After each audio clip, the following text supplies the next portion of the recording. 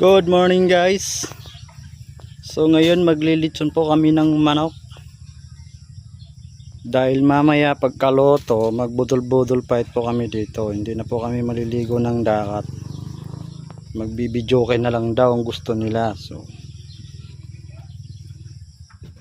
yan guys. Kakalaki niyang manok. 10 piraso yan.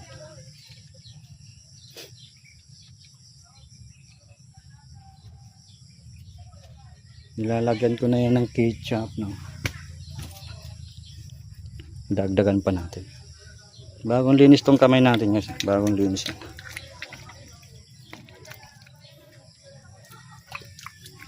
Bagong linis.